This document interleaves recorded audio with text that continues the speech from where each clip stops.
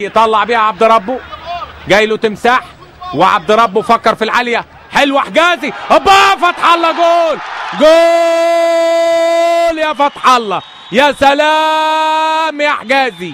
السرد باكين المساكين في منتخب مصر، حجازي يتحرك كويس قوي، ياخد القايم البعيد ويردها لجوه لفتح الله، وكانه فتح الله هو رجل المهام الصعبه اللي بيظهر في الوقت المناسب دايما، السوبرمان لمنتخب مصر، ويحط جول صعب الحقيقه. فتح الله يتحرك ويتواجد داخل الست ياردات. شوف الكره الجميله، يا سلام يا حسني، بص حجازي اتحرك كويس قوي، احمد مأخر عشان ما يقعش في التسلل، ردها هناك في المكان الخطر اهو. خلاص فتح الله، يا سلام يا محمود يا فتح الله، جون حلو ما يجيبوش غير لعيب كبير محمود فتح الله، بتحرك رائع وباسيست عالي. اسيست ده جاي من ايطاليا بقى طازه من فيرونتينا من احمد حجازي. ومحمود فتح الله نجم دفاع نادي الزمالك ومنتخب مصر يحطها في الجول عشان يبقى الهدف الاول لمنتخب مصر. لمسه سحريه عالميه من احمد حجازي وتحرك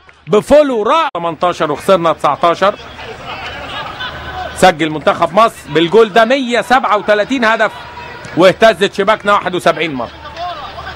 ادي تاني المحاوله يا زيزو، عدى، هي جول، جول مكتوبه لك يا زيزو، يلعبها حلوه تترد من القايم الشمال في جسم جواو رفائيل وفي المرمى عشان محمد زيدان النجم المصري الرائع يسجل الجول الثاني لمنتخب مصر وتصبح النتيجه 2-0. انفتحت الشهيه بقى واللعيبه، شوف التحرك، يا سلام يا عبد رب، والباصه الحلوه، وادي التسديده ضربت في القايم وفي جواو رفائيل وفي المرمى.